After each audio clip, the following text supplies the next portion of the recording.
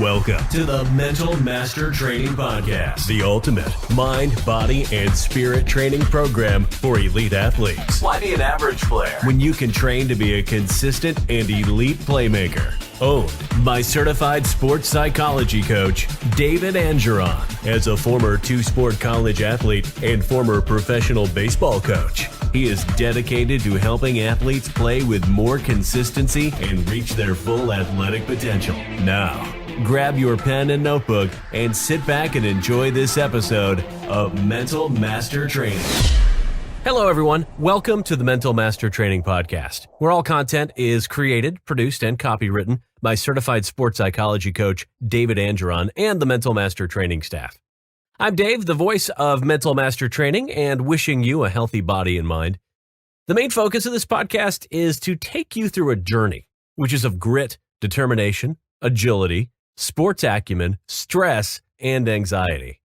In this journey, there is a hard fall, a spectacular rise along the way, pushing it to the limit, wearing your body out, wearing your soul out. Yes, you heard it right, wearing your soul out. By the end of the podcast, you will get it. This is only episode 1. The name of the episode is What It Takes. What does it take to be an elite athlete? What is the most important aspect of it? What does former professional baseball coach and current college sports recruiter David Angeron have to say about it? In his professional career, he has seen lots of physically talented athletes that never make it past high school, and many of them even suffering from burnout before the age of 15. It is the bitter truth, let's face it. What he has witnessed over the years is that all athletes that advance to college and professional sports possess 4 common characteristics, and they are athletic skills and fundamentals, sports psychology, knowledge of the sport, and the desire to excel. Let's start with number 1. Most high school-aged athletes possess athletic skills and fundamentals. They spend hundreds of dollars each month on personal training and sports lessons and spend hours and hours each day training physical skills like speed, strength, and agility. It's unfortunate that this is where most of their commitment to advance to the next level stops. Although athletic skills and fundamentals may get you out on the field and may even make you the best player on your team, it's not enough to compete at the college or professional level. So, what sets the professional athlete apart? And the answer is number 2. Understanding sports psychology and mental training is probably the most important aspect necessary to compete at an elite level. Most athletes and their parents spend a lot of time and money focusing on building physical skills, speed, strength, agility, etc., and baseball fundamentals, pitching lessons, hitting lessons, fielding lessons, etc. Those players look great at practice and in unimportant games, but at the higher levels of competition, it becomes obvious that they lack the other 3 characteristics of elite athletes. No matter how strong, fast, or fundamentally sound you are, if you are mentally weak, you will not succeed at the college or professional level. Mental training helps athletes manage nerves, perform under pressure, battle through adversity, play with confidence, embrace failure, and bounce back from pernicious injuries. The mechanics of mental training is simple. It is based on cognitive psychology, the study of mental processes that affect our behavior. This discipline uses the following frame. An event occurs, you consider it, and then you respond to it. It seeks to explain how your thinking influences your responses. In sports, events happen all the time that prompt athletes to react in some way.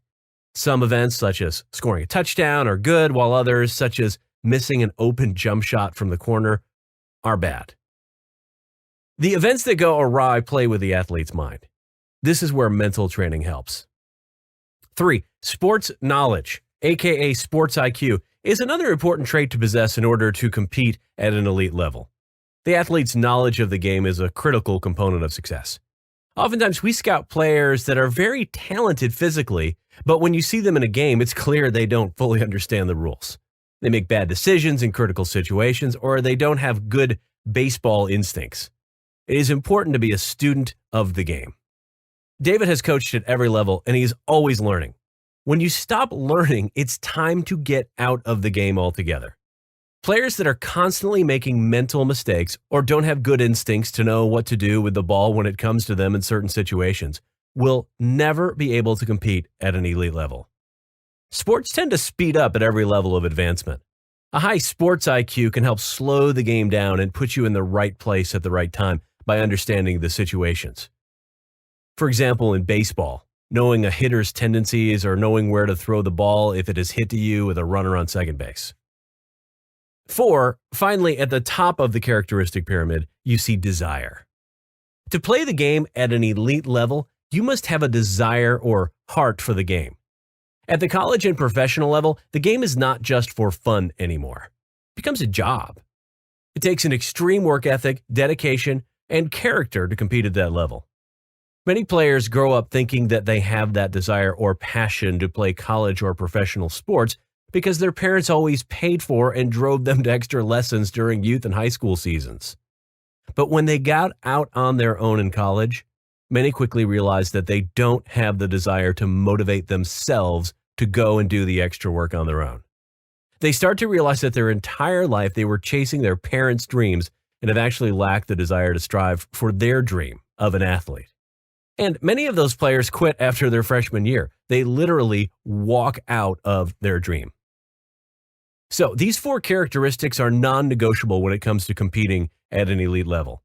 Actually, there's also a 5th element to it, which is spiritual in nature. You may laugh at it, but it's very important. How do you connect with God and through Him with your self and your being? You consider it when you're training to be an elite athlete. And this brings you to the last leg of this podcast. The question of body, mind, and soul. All should remain in sync. All should work in harmony. When your body wears out, you rest and recuperate. When your mind wears out, you train it psychologically. When your soul wears out, where shall you go? When you're looking at a void and suddenly you don't matter at all, from where would you find value in your life? It's a highly competitive world. The athletic world is even more. There's always someone at your heel to replace you. You suddenly realize you're just an end product. When an injury drags you down, where would you find the value and meaning in order to bounce back? God gives you the value. The sense of having a high value is enough to fortify your soul. David Andron is a professional, a current college recruiter, a baseball nut. He still wears the initials GFEB under his baseball cap. Do you know what those initials stand for? God, family, education, and then baseball. A quick story about him. This is what he has shared. When he first got into coaching professional baseball, his priorities were completely messed up. Baseball was his only main focus, more than his life. He forgot who he really was, and let baseball and the perks which come with it, like winning, define him. You can't let winning or losing define you, right? This is a recipe for disaster, a path to self-destruction. So there he was, 26 years old, living his dream, coaching professional baseball, living in a penthouse condo on the beach, driving fancy vehicles, and yet he was stressed out, depressed, and miserable. He was putting baseball over his family, over everything. Do you know how infectious the material pursuit is? And talking about God, his relationship with God was almost non-existent. It wasn't until a few years later, when he was just about to hit rock bottom, he received a message. Yes, a message. You know, the messages are all around us, in nature, in our being, in lovely souls who surround us in our daily lives, in the form of family, teammates, neighbors. The duty is on us how we see it, when we see it, and when we accept it. At one point, he was working at a baseball camp for kids aged 8 to 12. It was a usual day. The kids were talking about the MLB baseball draft and who their favorite players were. So he asked them if they could pick any player in the world to be their number 1 draft pick. Who would they pick? At first, they started blurting out names. He remembered hearing Mickey Mantle, Barry Bond, Mark McGwire.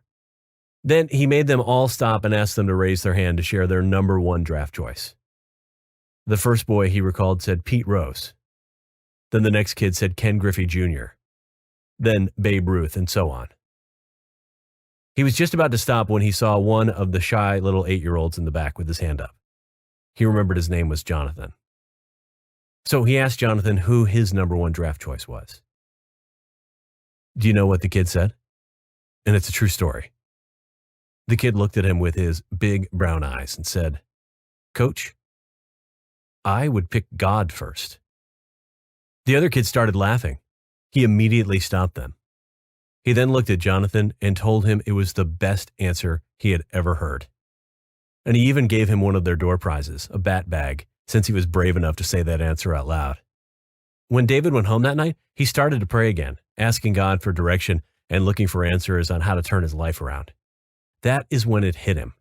He got the answer he was looking for from an 8-year-old at baseball camp earlier that day. He perceived the message. He believed in God, but he never had a true relationship with God. He could honestly say he never had God as a teammate. He turned to God when he was younger because his parents made him. The desire to have God in his life was not his priority until that summer day. From that day on, he vowed to make God his number one draft choice in everything he does, and from that day forward, his life began to change. How? The belief in God has seeped into his heart, making him believe in himself. He started to acknowledge all the blessings that he had in his life. His body, his mind, and soul started working in harmony. He got back on his feet. That's it for today. In the next episode, the theme will remain the same: training for the mind, body, and soul.